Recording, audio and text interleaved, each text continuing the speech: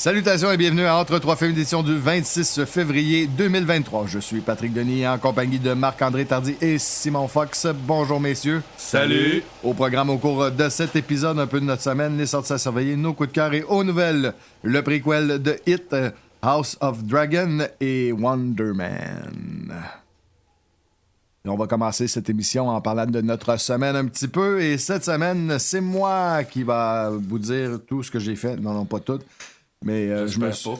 Non, il y a une couple de trucs que je vais me garder pour moi. Mais je vais quand même vous mentionner que j'ai regardé finalement RRR, que j'ai réussi à l'écouter avec les sous-titres anglais. Parce que c'était pas... C'est pas évident à regarder. C'est pas évident en télégu. Télégu, exactement. Si... Puis quand t'as trouvé ça? J'ai vraiment aimé ça, c'était correct, c'était un bon film. C'est pas. Tu me l'as tellement vendu que j'avais des aspirations très très hautes, fait que malheureusement pour le film, ça a été. Ça a pas été à la hauteur de mes attentes, là, parce que tu m'avais tellement craqué sur le film que je m'attendais à quelque chose de vraiment... Ah, mais quand tu sais pas qu'est-ce que tu vois, c'est ça. Ça t'arrive d'en face. Exact. Juste la séquence du pont et du train, là. Oui.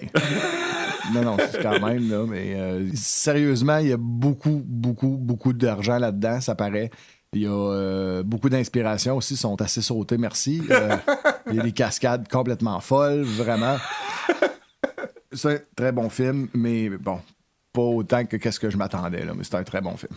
Tu l'as pas vu encore, Marc-André? Non, pas encore. Ça va venir. Il faut que tu le vois au moins un jour. C'est à voir. Au moins une fois, oui. Je me suis retapé les deux Young Guns, 1 et 2.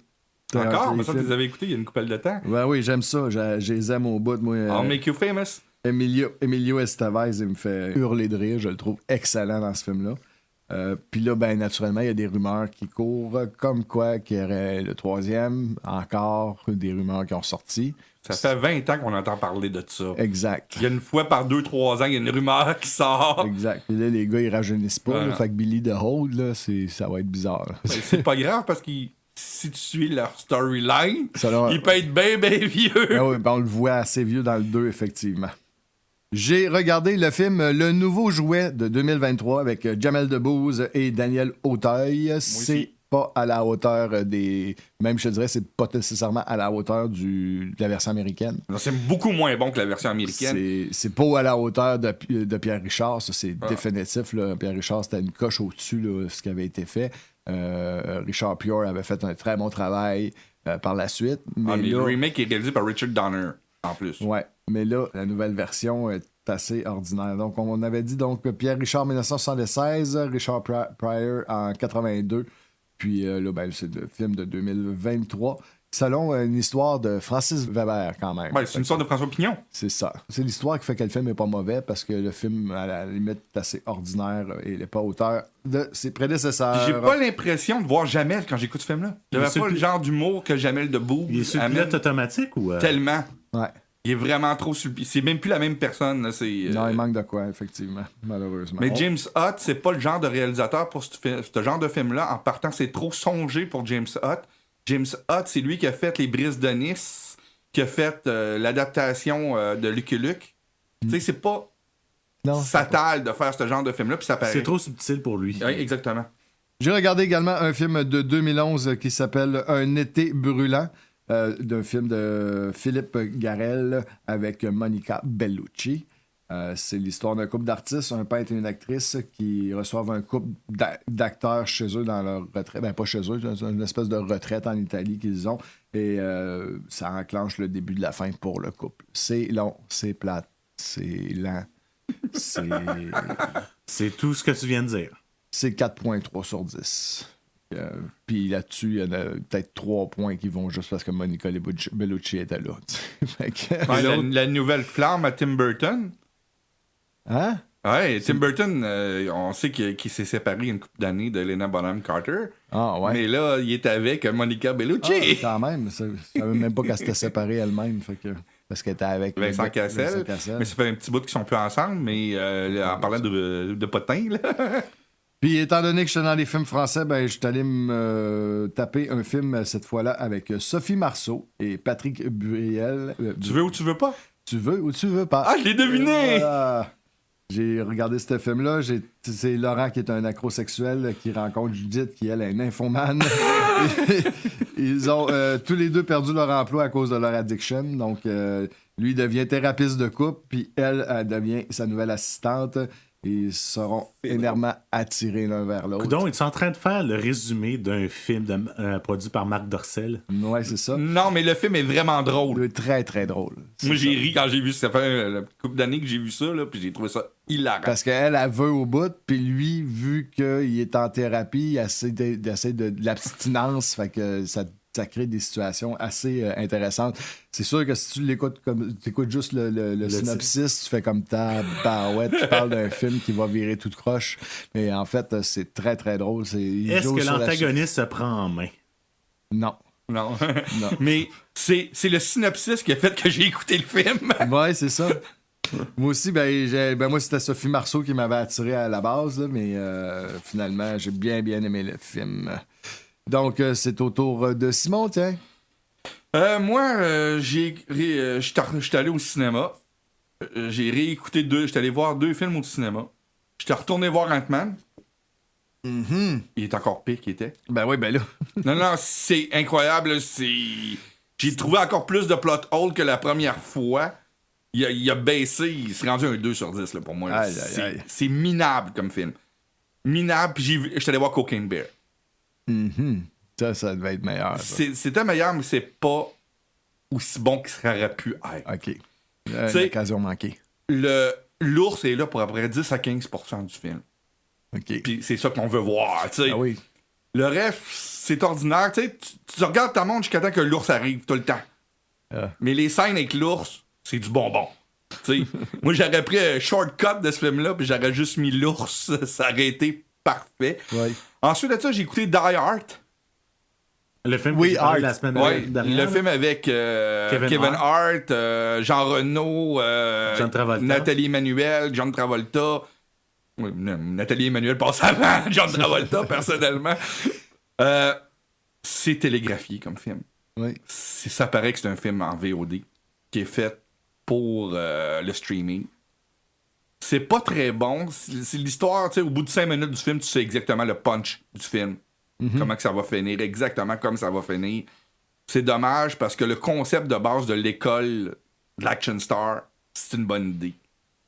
T'sais, mais le reste du film, c'est très, très, très, très, très ordinaire, malheureusement. Ah, c'est de valeur. Mais de toute façon, les films de Kevin Hart, c'est pas tout le temps très, très... pas des films de très, très haute qualité. Là. Non, mais tu sais, je me suis dit, tu sais, avec Jean Reno, avec John Travolta, ça peut avoir un petit cliché, mais sont utilisés comme des caricatures. OK.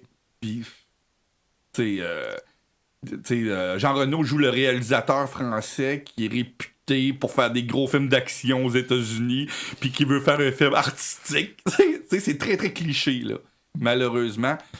Mais c'est quand même bien. Puis j'ai passé du temps sur mon nouveau hobby des malencontreusement sur du 8 mm, mais que ça marche pas encore. Non, on a de la misère avec le 8 mm. C'est assez capricieux comme machine. Hein? Ouais. Marc-André, de ton côté, qu'est-ce que tu as fait cette semaine? Je suis allé voir un film au cinéma aussi, mais c'est un vieux film de 82. Rocky 3. Oui, la suite. La suite. L'œil du tigre en français. Que C'est pas t'avais Rocky jamais 3 le titre. Comme je suis allé voir en anglais au clap, j'avais pas l'œil du tigre. Ouais, mais c'est Rocky 3, c'est pas Rocky 3 à ce moment-là. Mais tu l'avais jamais vu? Celui-là, non. J'avais vu quelques scènes, mais j'avais jamais vu. Là, on voit très bien, pour avoir vu les 2 premiers en salle aussi, que d'un point de vue qualité, ça baisse un peu, mais plaisir, par contre, le 3e est super le fun à regarder. Là. Oui, c'est sûr que c'est un film C'est un le film pour plus général, pour attirer le plus de gens possible. C'est pas un drame comme le premier. Puis c'est pas aussi intense que le 2e. Mais... Malgré que il y a quand même 2 scènes que j'ai trouvé quand même assez intenses. La scène où Mickey meurt.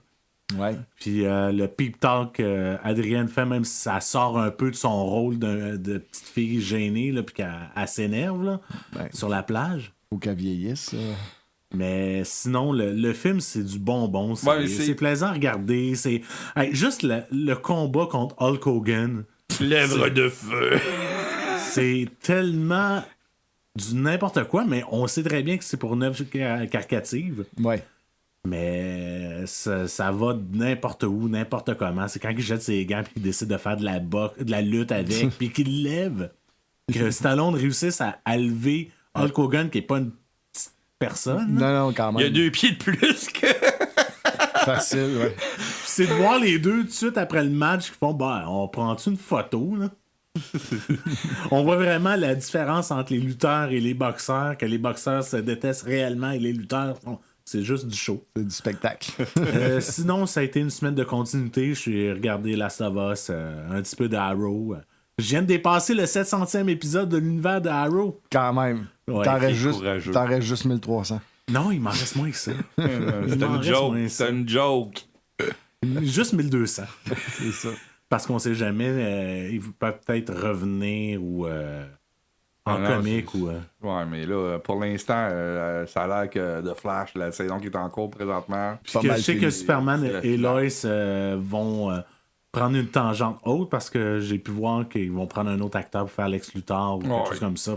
Ben, pour se dissocier du Arrowverse puis devenir une série à elle-même. Ce qui est quand même très bien. Là, ça va lui permettre de continuer. Fait que ça a été ma semaine. Merci beaucoup, Marc-André. Ça fait plaisir. Ben tiens, Marc-André, vu qu'on vient de finir avec toi, on va continuer avec les bandes annonces qu'on a partagées cette semaine sur la page Facebook. Ou la page Facebook. Sur la page Facebook. Donc, 4 bandes annonces cette semaine qu'on vous a partagées, chers auditeurs. On va commencer par Les Trois Mousquetaires, la première bande annonce de ce film français. Première bande annonce, deuxième bande annonce. Première bande annonce qu'on partage. Non, on l'a déjà partagé. On avait partagé? Ben oui. On a partagé la première. Ouais. Ah ben... Ça, c'est la deuxième bande-annonce. C'est la première sur le film d'Artagnan, par exemple. Parce que l'autre, c'était comme... C'est pour les deux films. Oui. Donc, film qui va sortir le 5 mai. 5 mai. Même fin de semaine que Les Gardiens de la Galaxie. Ouais, ça va être rough pour tes Trois Mousquetaires, je pense. Ouais. Ben, au Québec, là. En France, ça va faire un canon, d'après moi. Ben, s'ils sortent la même fin de semaine que Galaxy, ça va leur faire mal pareil. Ouais, mais je dis pas que le monde n'iront pas le voir, mais... Mais je pense qu'il sort un petit peu avant en France. Ah, OK. Il sort une semaine... Probablement. On leur souhaite, d'ailleurs. Ben, moi, je vais aller voir les deux, en tout cas. Là, c'est sûr, ça va être un petit peu dur cette fin de semaine. Excuse-moi, je viens de t'avoir coupé. Là. Ça va être un petit peu dur avec le Free Comic Book Day cette fin de semaine-là. Ah, il va falloir qu'on fasse des choix. Ouais, oui. Pas de comic book. Ah non, ça, c'est déjà prévu. Sinon, c'est un remake qui s'en vient, qu'on a partagé aussi. Oui, de Boston Strangler, une nouvelle version de ce film-là. Ouais. Que t'as vu la bande-annonce, Simon? Oui. T'es comme pas sûr par rapport à... Je suis pas sûr, mais c'est produit par mon réalisateur préféré, un de mes réalisateurs préférés à vie, Ridley Scott, que je vais lui donner sa chance. Mais je trouve qu'on juste mettre l'angle sur une journaliste féminin puis dire que c'est une histoire vraie à cause de la journaliste. Quand tu lis sur Di Salvio, il n'y a pas de journaliste féminin qui avait rapport là-dedans du tout. Okay. C'est un retailing genre pour 2023, là. Ouais, mais Hollywood n'est pas la première fois de refaire l'histoire juste pour pouvoir, d'un point de vue narratif. Mettre ça au bout du jour. Non, mais... Puis le premier film, le film de 1968, le film de Richard Fleischer, c'est un classique. Ouais. C'est un des films les mieux montés. En fait, montage, c'est un des films les mieux montés de l'histoire du cinéma. C'est de toute catégorie. Boston Strangler, L'étrangleur de Boston, c'est un film génial au niveau de la réalisation technique. Puis ça va te lever autant que ce film-là, parce que le film-là, le film original, t'avais des Murray Hamilton, t'avais Henry Fonda, t'avais Tony Curtis dans le rôle principal, qui était justement, qui faisait des comédies romantiques à cette époque-là, puis il avait joué un changement, il voulait changer de style, puis il a joué le rôle de ce tueur-là, qui était méconnaissable dans le rôle. Puis ça va-tu être... Parce que là, on voit vraiment pas l'acteur qui fait du Salvio vraiment dans la bande-annonce. Tu sais, il faut un acteur qui ait du tonus pour jouer ce rôle-là, parce que c'est un rôle dur à jouer. C'est sûr. Tu peux pas prendre Pierre-Jean-Jacques Boucher pour jouer ce rôle-là, là. J'ai inventé un nom, là. Ouais, non, c'est correct. Non, parce qu'on a plein de noms qui nous viennent en tête d'acteurs qui seraient pas capables Tu de... prends pas Hayden Christensen. C'est sûr. C'était pas le premier que j'avais sur ma liste, mais il était pas loin. Non, j'ai vraiment hâte de voir ce film-là, pareil, à cause du producteur, voir qu'est-ce qu'il va amener. Mais ça va être quand même pas pire. Ensuite, The Pope's Exorcist. Exorcist. Ça va être spécial, ça. Ça a l'air weirdo. Et Mais finalement, dans le bon sens. Dans le bon sens. Sinon, la dernière qu'on a partagée, c'est Past Lives. Past Lives. Ouais. Je sais pas c'est quoi. Moi non plus. Past Life. C'est un film coréen, je pense. Ah oui, c'est ça. Bon. On le partage, puis on sait pas c'est quoi. Ben, moi, je les écoute, les bandes annonces, les gars. Vous autres, vous les écoutez même pas. Ouais, je les regarde quand j'ai le temps. Mais Moi, je cette suis fois-là, encore j'avais pas pogné sur The Flash, fait que... Ça dure 1 minute et demie, une bande annonce. Ouais, t'as bien raison. Faudrait se forcer un peu plus. Rien que moi, je les écoute toutes. Non, des fois, j'en regarde une sur deux. On va maintenant passer aux nouvelles et on commence avec notre ami David Zaslav qui a demandé un nouveau film dans la série Lord of the Rings. Oui, en effet, David Zaslav, on avait dit qu'il voulait prendre les gros IP de Warner on avait puis déjà faire parlé, des choses. Mais il veut faire un film Lord of the Rings. Parce qu'on sait que les droits du Hobbit puis du Silmarillion puis ces affaires-là appartiennent à MGM et à Prime. Mais Lord of the Rings appartient à New Line Warner Bros. OK. Fait qu'il peut jouer dans la talle du cycle du Seigneur des Anneaux. J'ai parlé avec un de mes amis hier, puis on réfléchissait, puis il y a quelque chose à faire. Là. Ouais, c'est sûr. Même post-Return of the King. Il y a des trucs à faire, parce que on voit la nouvelle mouvance, c'est-à-dire avec les Top Gun, Maverick, puis les Star Trek, Picard, pis tout ça. Il y a quelque chose qu'on peut faire. Imaginez la reconstruction de la Terre du Milieu après l'effondrement de Mordor. Ouais. Puis que Sam Gamgee devient un leader, mettons, à Hobbiton, puis que soit Pippin ou Meryn sont des héraldes pour travailler à la Cité Blanche. Il peut avoir certaines affaires très intéressantes. Ils sont pas obligés de faire 3 films, là. Non, mais un film, ça serait déjà une bonne affaire. Puis Peter Jackson, puis ses 2 écrivaines sont liés au projet. On sait pas s'ils vont écrire ou vont juste être superviseurs, mais ils sont dans l'entourage du projet. On sait pas si Peter Jackson va produire ou réaliser rien encore aujourd'hui, mais ils font partie du projet. Ils ont été approchés. Ils sont dans le coin. Oui. C'est bonne nouvelle. Le prequel de Hit sera finalement une série. Ben, c'était supposé être une série, mais on savait pas s'il allait y avoir un pilote ou passer par les trucs réguliers d'une série télévisée. Mais HBO Max et Warner ont décidé de l'envoyer directement en série à partir des premières écritures. Fait que ça va se faire. On va voir Welcome to Derry. Bienvenue à Derry. Qui va être le préquel à Hit. On sait-tu où et quand ça va se passer? Oui, mais quand ça va se passer? Ça peut se passer n'importe quand dans l'histoire de la ville. Oh oui. On sait très bien que tout ce qui s'est passé avec l'explosion de l'usine des années 30... Il y a eu des affaires avant aussi. Oui, on le voit plus dans les, Moi, tu sais dans les romans. Là. Qu'est-ce que je ferais? Chaque saison, il y a 7 ans d'écart en chaque saison. 30 ans, 27. 27 ans, excusez-moi. Là. Tu sais, tu sautes le 27 ans entre chaque saison pour voir les apparitions de Hit. Puis jusqu'à des années 50. Exactement. Mettons qu'on y va plus avec la série télé 89, là. Ouais. Mais oui, si on était capable de faire ça, puis que tu revois 27 ans plus tard, quelques personnes qui ont survécu à la dernière attaque. Ça pourrait être super intéressant. Mais hein? Ça aurait l'air vraiment le fun. Ça a l'air de te passionner tellement. Non, mais sérieusement, je trouve ça une bonne idée. S'ils font ça, sauter 27 Ben moi, c'est ans, mon on va idée, tout- là, personnellement. Ouais, Moi, je ferais ça de même. Là. Ouais. Puis comme ça, de Stephen King, c'est un des rares romans que j'ai lu plus qu'une fois. Ce roman-là a été marqué. C'est un des premiers romans que j'ai lu au début du secondaire avec Le Seigneur des Anneaux. C'est une grosse brique pour le début du secondaire. Ah oui, c'est 3 livres de 500 pages. Là, puis c'est ardu, puis t'as des scènes assez... Assez 18 ans et plus. Oui, oh oui.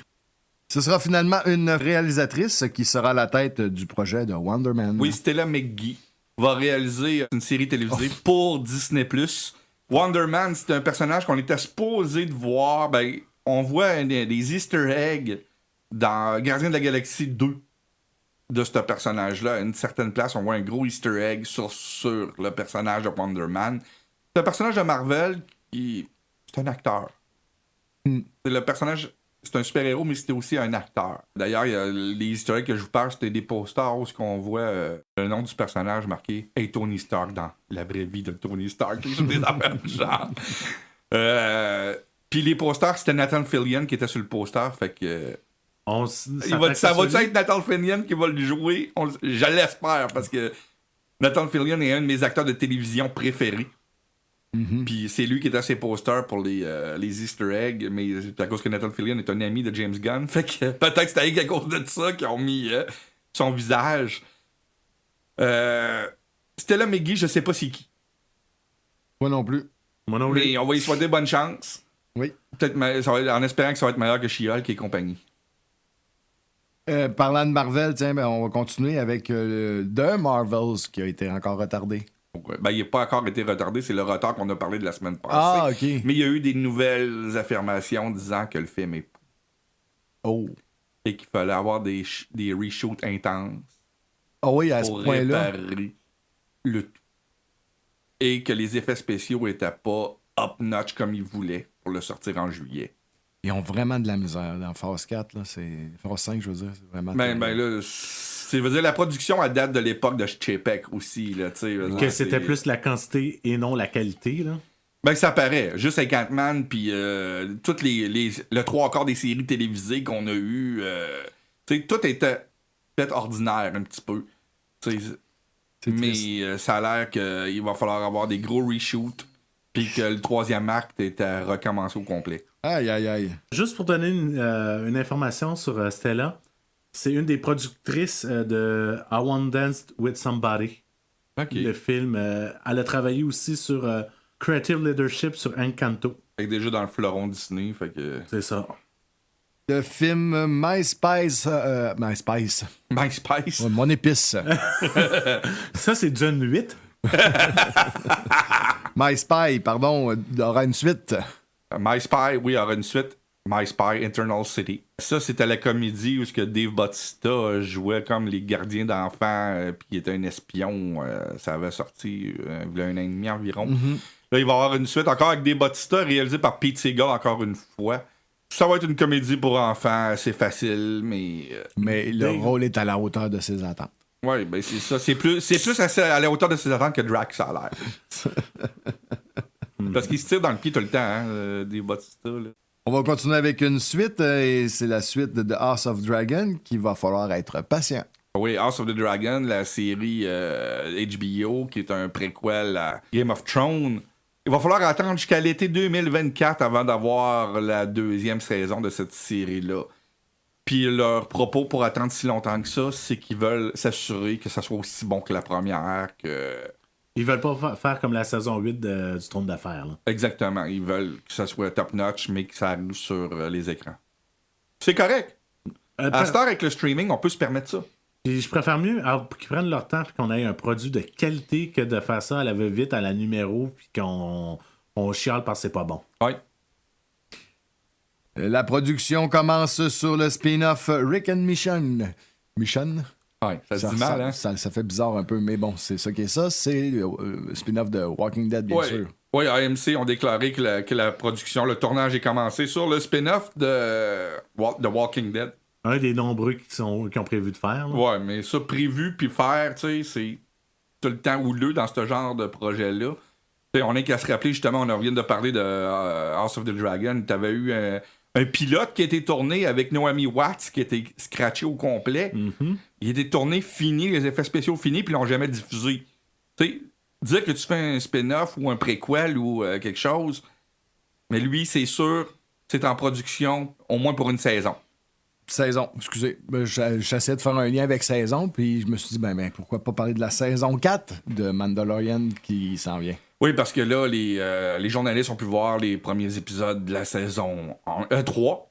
Et puis, il y a eu des junkets. Puis, Jon Favreau, durant les entrevues des junkets, a dévoilé que la saison 4 était écrite au complet et qu'elle allait être tournée d'ici la fin de l'année. Quand même, c'est vite. Ça va vite, hein? Ouais. Puis que c'était plus compliqué qu'ils pensaient, puis c'est pour ça qu'ils l'ont écrit d'avance. La raison, c'est qu'il y a plein de séries qui se fait, puis qu'il faut que tout soit coordonné parce qu'il y a plusieurs compagnies de production qui travaillent sur les séries de Star Wars. Comme il y a la série avec les jeunes qui s'en viennent, produite par John Watts. T'as la série Ashoka qui est juste David Filoni, qui a peut-être Favreau va être là comme executive producer, mais c'est plus le bébé à Filoni. Il faut que tout se coïncide parce que tout se passe à peu près dans le même laps de temps. Puis ils veulent que tout fit, puis c'est pour ça qu'ils ont écrit les scénarios d'avance pour faire OK, on peut réajuster ça, on peut pour que ça fit. Puis il a parlé qu'un jour peut-être on va avoir un genre d'Avengers de Star Wars Ça serait avec bon. toutes les séries. Toute la gang, gros goût qui se retrouve avec Ezra Miller. Ezra Miller. Non, pas Ezra Miller, c'est Ezra Badger. Badger. Ezra Miller. Il est pas aussi. En tout cas, on va s'abstenir. C'est ça. On peut pas passer sous silence, malheureusement, le décès du père de Albator. Oui, Leiji Matsumoto est décédé, lui qui a créé Captain Harlock ou Albator en français, mais partout dans le monde, c'est Captain Harlock. La dernière fois qu'on a pu voir Harlock, c'est il y a une dizaine en 2013 pour le film Netflix, là? Hein? Non, c'était pas un film Netflix. Il est peut-être sur Netflix. Il est sur Netflix, mais c'est pas un ça. film Netflix. C'est un film fait pour le cinéma en animation 3D que James Cameron avait dit que c'était le meilleur film d'animation 3D qui avait été fait à cette époque-là au niveau de l'animation. Leiji Matsumoto a fait d'autres travaux. Il a travaillé avec Rintaro. Il a travaillé sur une série qui s'appelle The Aviator qui est incroyablement bonne, qui parle de la Deuxième Guerre mondiale. Il a fait Gun Frontier, qui est une série. Parce que lui, il aimait ça, reprendre ses personnages et les mettre dans d'autres situations qui étaient complètement différentes. Il a fait une série qui fait un peu Firefly au niveau de western spatial. C'est vraiment un western spatial, mais Harlock est dedans, qui s'appelle Gun Frontier, qui est à écouter. C'est un vrai bijou d'animation japonaise, d'animé japonaise. Gun Frontier, je la conseille à tout le monde qui veut écouter, qui aime Harlock puis le style de dessin de Leiji Matsumoto. Vont triper sur Gun Frontier. C'est un de ses chefs-d'œuvre qu'il a fait. Puis c'est mal connu. Galaxy Express 999. Il a travaillé sur beaucoup. Queen Esmeralda, c'est lui aussi.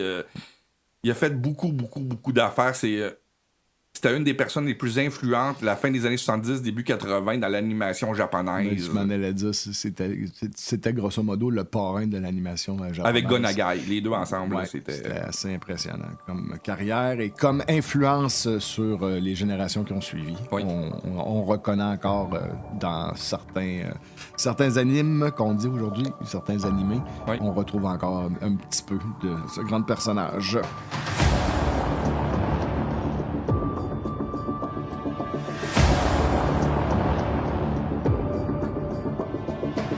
C'est maintenant l'heure du club vidéo et cette semaine, ce qu'on a regardé pour vous, notre club vidéo, c'est Massacre à la tronçonneuse. Deux. pas le classique. premier, pas le vrai bon Pas classique. le bon. On n'a pas écouté le bon, Pas le c'est bon. trompé. C'était trompé de film, j'ai regardé le 3. Non, j'ai pas regardé le 3. Letterface, c'est pas si pire que ça, puis je connais du monde qui ont travaillé dessus. Fais attention sur le 3. Là, tu connais du monde qui travaille sur plein de films, fait qu'on faut qu'on fasse attention à tous les films, on va être mal pris. Là. Mais t'as aimé ça? Pas en tout. Moi, j'ai aimé le poster. Oui, j'adorais le poster. C'était le poster de Breakfast Club. ça. Moi qui l'avais pas vu à l'époque parce que de un, j'étais trop jeune. Là. C'est Là, drôle. J'ai regardé ça, là, puis ça a fait. Ah non. T'as Ah pas non. ri. Non, j'ai vraiment pas aimé ça. Ben, c'est pas un bon film, c'est un film pourri. Ouais, mais c'est drôle. Non, je l'ai pas trouvé drôle. Moi, j'ai trouvé ça mauvais. J'ai vraiment pas aimé ça. C'est sûr. Dis-toi que le réalisateur, il sortait de Poltergeist. Il s'en va faire ça. Ouais. J'ai fait mon seul chef-d'œuvre à cette heure, je m'en comme dans la 40 de ce que je fais, puis ça paraît. Il est pas, le réalisateur est pas là. Ouais, mais Moi, c'était quoi, ce que il les a laissés aller. Allez, Il a vas-y, Marc-André. Moi, par contre, ce que j'ai aimé, c'est la trame sonore. Ouais. Django Bongo, entre autres. Ça fit pas. Ça fit vraiment pas. Dans la scène du début, là, t'as une chanson de Django Bongo, Danny Elfman, pour ceux qui le savent pas, qui était le leader du groupe. Puis là, t'as une poursuite entre un auto où t'as un gars qui s'amuse avec des guns à tirer sur des pancartes. Puis là, t'as l'autre avec la grosse tronçonneuse de la boîte de pick-up qui coupe l'auto. Et là, tu fais... Qu'est-ce que je vais voir comme film? On appelle ça les films de la canon. Après ça, tu vois Dennis Hopper. Une fois de temps en temps, j'étais là. Donc, les plans de caméra qu'il a utilisés, puis avec le maquillage, puis tout ça. C'est-tu Stephen Harper? Avec j'étais là, puis j'ai fait. Wesh! Puis j'ai une question pour vous deux. Ouais. Celle qui joue l'animatrice de radio. Ouais. Elle reprend-tu son rôle parce qu'elle a le même nom dans Sharknado 4? C'est un easter egg, oui, en effet, dans Sharknado. Je pense que c'est pas elle qui joue. C'est elle qui joue. Dans Sharknado? C'est Ok. elle qui joue. Ok. Les deux font des reporters radio. Ouais, je le savais que c'était. Ça avait rapport, mais. Mais c'est la même comédienne qui joue les deux. Ça veut dire que c'est vraiment Sharknado. Non, mais ce film-là est un film de la Canon, il faut le dire. La Canon, c'est la compagnie la plus folle qu'il y a jamais eu dans l'histoire du cinéma. En fait, folie. C'est quoi le record de films produits en une année pour la Canon? Je pense que c'est 83 productions. Il y a un 52 semaines, donc t'as un film et demi par semaine qui sort. C'est ça. Non, mais c'est d'un ridicule. Puis ce qui est drôle, c'est que la Canon, je suis allé vérifier un peu, t'as quand même des grands réalisateurs qui ont été là-dedans. Encore Zeffirelli a réalisé pour la Canon. Jean-Luc Godard, Il a fait un. Frankenheimer. Ah oui. Mais tu regardes ça. John Cassavetes. Ah oui. Il y a quand même quelques trucs que j'ai trouvé intéressants. Parce qu'il faut pas remettre de côté tous les effets spéciaux de Tom Savini qui sont quand même très bons. Là. Ah oui. C'est quand même un maître de l'horreur et des effets spéciaux, puis il a fait un excellent job. Je ne parle pas du point de vue. C'est l'histoire que j'ai trouvé d'un ridicule, mais. C'est un pur film de la Canon. C'est la Canon qui achète les droits d'un vieux IP. Ils ont fait ça très souvent, comme Dead Wish, Superman. Ils l'ont fait beaucoup. Ouais. Puis, ils garochent un film tourné super vite pour juste avoir un nom, puis espérer faire de l'argent avec ce nom-là. C'est ça le truc de la Canon. D'un autre côté, j'ai regardé le film-là en 2023. Ouais. J'étais tout seul. Ouais. Je peux comprendre que quand ça sortit au milieu des années 80, une gang d'ados avec une bière prise de façon illégale dans un sous-sol regarde ce film-là d'un coin de l'œil puis qui rit tout le long du film. Ah. Je peux comprendre. Ben, c'était ça aussi. Je peux carrément bien comprendre ça, mais moi, voir ça avec le recul qu'il n'avait jamais vu, ça a été un gros pétard mouillé. Ah, mais imagine en gang, là. Des niaiseries qu'on peut dire à parler à la télévision en l'écoutant, là. Et le premier est tellement haut dans mes films d'horreur que le deuxième, qui est aussi réalisé par le même réalisateur, ça a fait. Ouais, mais c'était quoi ce qui s'était fait promettre? Il a fait ce film-là en se faisant promettre son film fétiche qu'il voulait réaliser, qui était Life Force. On sait que ça donnait à cause de la Canon aussi. Tu sais, il s'était fait dire, tu vas réaliser ça, on te signe pour 3 films, Toby, mais il faut que tu nous fasses dans les 3 films un Texas Chainsaw Massacre. Absolument. Ça y tentait pas. Ça y tentait pas, il était plus là. Écoute, faire un film trash, gore, tu sais, quand t'es rendu que tu viens de faire Poltergeist, ça te tente pas vraiment de retomber la dalle. Fait qu'il a reviré ça comme une crêpe, il a décidé d'en faire une comédie. Ouais. On peut le comprendre. On va passer maintenant aux sorties à surveiller. Marc-André, qu'est-ce qu'on a au cinéma? Le 3 mars, Creed 3. Oui, le 3e installment dans le comme on appelle le protégé de Rocky qu'on ne verra plus. Non, malheureusement. Donc, c'est soit Rocky 9 ou Creed 3. Mais comme Rocky n'est plus là. Ouais, c'est dans le même monde. Je vais lui laisser sa chance. Ouais, puis moi, je sais pas si je vais le voir ou pas encore. Non. Justement à cause du traitement que la production a fait envers Stallone. Disons que c'est un petit peu chiant. Oui. Sinon, on a un film, un drame québécois avec Pascal Bussière qui s'appelle Frontières, qu'on ne sait pas encore si c'est un drame fantastique ou un drame familial. Ça a l'air d'être assez particulier. Peut-être un peu de paranormal là-dedans, mais on n'est pas sûr si c'est pas un des personnages qui hallucine ou c'est vrai. Fait que... C'est un film québécois, l'hallucine. Mais la bande-annonce, c'est en plus vers l'autre côté. Là. Et le 3e film à surveiller qui sort vendredi, un film avec Charlotte Rampling, Le passé retrouvé ou Juniper? Juniper, ouais. Ouais. Comme June, juin, mais Nipper. Juniper. C'est bizarre la traduction de passer d'un mot pratiquement inventé à le passé retrouvé. Mais Charlotte Rampling, c'est quand même une des grandes actrices de son époque. Oui. Fait que. Ah oui, c'est pour ça que je tombe dessus, je vais l'écouter. C'est pour ça que j'en ai parlé, surtout avec le lien qu'on a avec Dune, qui est là à l'intérieur de ce film-là. Puis qu'elle aurait dû jouer dans le Dune de Jodorowsky s'il avait été fait. Il y a tellement de monde qui aurait dû jouer dans le Dune de Jodorowsky. Salvatore Dali était supposé jouer dans le Dune de Jodorowsky. Hey, sérieux, là, si vous avez la chance. Orson Welles. Si vous avez la chance de voir le documentaire sur le Dune de Jodorowsky, là, allez voir ça. J'ai vu des extraits seulement, là, puis c'est hallucinant de voir un film qui n'a pas été fait, mais que tu le vois quand même, le film. Ouais, puis dans ce documentaire-là, on voit un segment de quand j'avais rencontré Jodorowsky, quand il était tout nu sur le stage. Je fais juste une petite aparté pour ça. T'avais T'avais Jean-Michel Jarre qui était censé faire de la musique. Pink Floyd. Qui a donné la base de Dark Side of the Moon. T'avais Magma. Magma, t'avais pas Tangerine Dream? Non. T'avais Magma, Jean-Michel Jarre, Pink Floyd, l'autre, la quatrième, je sais pas c'est qui, je m'en rappelle. C'est pas Gobelin, c'est... Non, c'est pas Gobelin. Je pense que c'est un groupe vraiment moins connu que les autres. Ouais, c'est pour ça que j'ai de la difficulté. T'avais Gagger qui était dans le projet, t'avais Dali qui était dans le projet. Ben, il jouait l'empereur. T'avais pas Mick Jagger aussi qui était dans... Il faisait Fade. Donc, t'avais David Carradine qui était supposé faire Leto. L'empereur, le baron était Orson Welles. Pourquoi on parle de Jodorowsky Dune?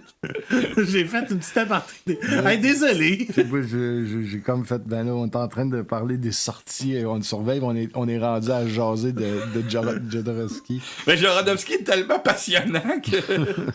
Ben, un jour, on va parler de la montagne sacrée. Ah oui, ça c'est sûr. Donc, on revient à nous. Parce que l'animateur est découragé de nous voir partir dans tous les sens. J'ai fait comme moi, j'ai perdu le contrôle de l'émission. Je vais laisser aller parce que j'ai aucun contrôle sur eux autres. Ben, c'est le fun et spontané une fois de temps en temps. C'est très, très le fun, ouais, effectivement. Donc, une seule sortie à surveiller parce qu'elle était tellement grosse cette semaine, puis on l'attend tellement. Mm-hmm. Mandalorian, saison 3, premier épisode, mercredi le 1er mars. Sur Disney+.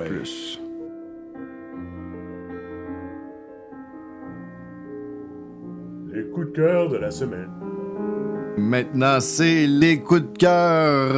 Et malheureusement, messieurs, moi, cette semaine, je passé tout droit. OK. Ouais, ça peut arriver, regarde. Ben oui, ça peut arriver. cette semaine, pas de coup de cœur. C'était moi la semaine dernière. J'en avais un que je pensais que serait mon coup de cœur, mais finalement, le film était tellement pourri que c'était même pas drôle. Fait que j'ai fait comme, on va l'oublier. Tellement oublié que j'ai oublié c'était quoi le titre. Fait que ça va bien. J'ai tout écrit, une belle petite description de comment j'avais trouvé le film, pis tout. Pardon. Ben, dis-le. Ouais, mais c'est parce que j'ai pas le titre du film. OK. Hey, Pat, on joue à un jeu. Fais-nous la description. On essaie de trouver. Ah, vous trouverez jamais. Ça va être un de ces films... Tiens ma bière. Non, mais ça va être un de ces films bizarroïdes, là. Ben oui, c'est un film avec Klaus Kinski puis Barbie Benton. Ah, tu m'en as parlé en plus de ça cette semaine? Ben oui. Et je me souviens même pas c'est quoi le titre du film. C'est un film allemand produit en anglais dans les années 70 qui était comme la mode avec une Playmate. Avec une Playmate. Ben, Barbie Benton qui est la Playmate de cette époque-là. Pas vraiment une grande actrice, là, mais c'est la Playmate elle est très agréable à regarder. Mais elle avait 18 ans lors du tournage de ce film-là. Elle venait juste de commencer à être... C'est quoi l'histoire du film? Ben, c'est ça. Okay. C'est juste de voir Barbie Benton dénudée. C'est même pas. Même pas. Okay. Mais non, on la voit pas. C'est un film sérieux, là. Vraiment, là, c'est... Klaus Kinski, Barbie Benton, c'est sérieux. Non, mais c'est ça le problème. C'est ça le problème de ce film-là, que je me souviens pas maudit le nom, mais je pense que ça a rapport avec... je pense que c'est Naughty Cheerleader. Je pense. Naughty Cheerleader, c'est Klaus Kinski.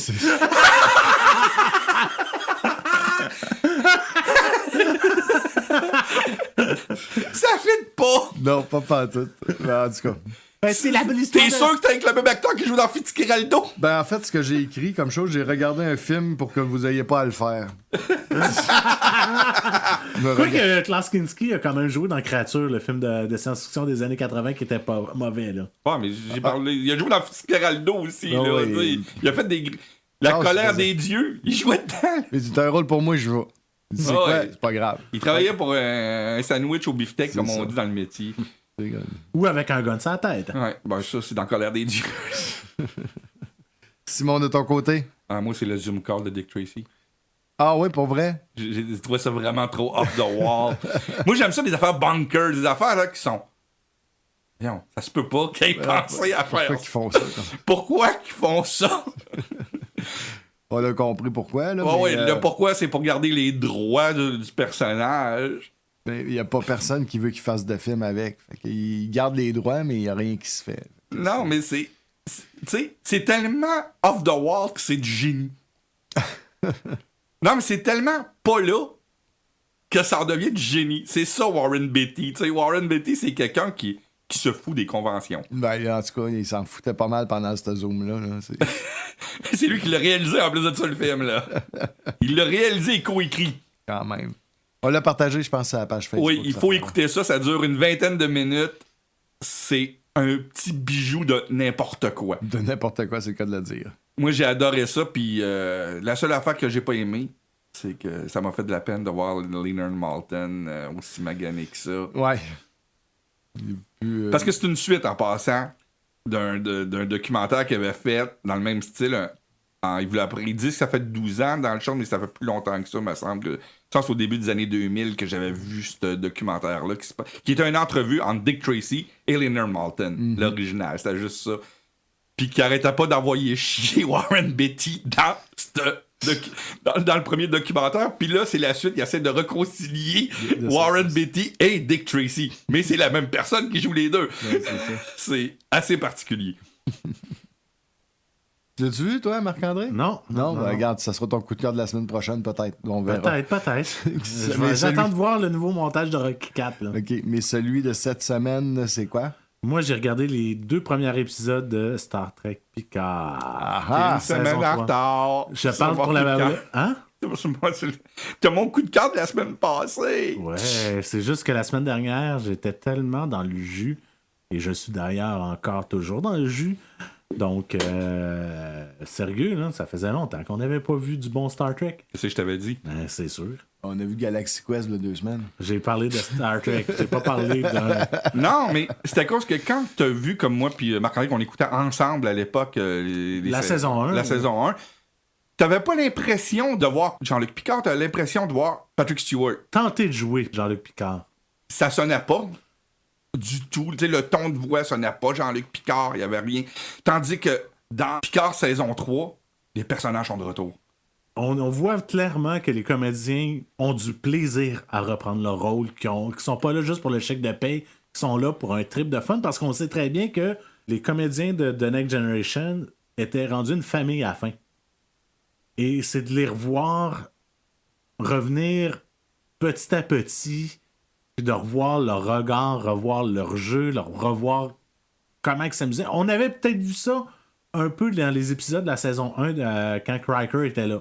Un petit peu. Qui était le meilleur épisode jusqu'au premier épisode de la saison 3. C'est ça, parce que la saison 2 était relativement très ordinaire. Même avec Q. Oh oui. Non, mais juste l'acting de Jonathan Frakes. C'est une coche en haut, là. Le gars s'est amélioré. Ah, en plus?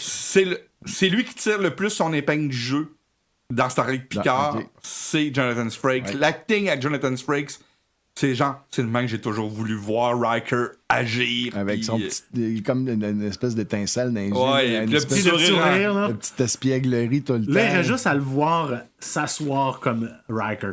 Ah, il faut qu'il y ait le Riker's Maneuver à une place dans la série. Puis, es-tu encore capable de lever la jambe? Ça, on est capable de jouer avec la perspective.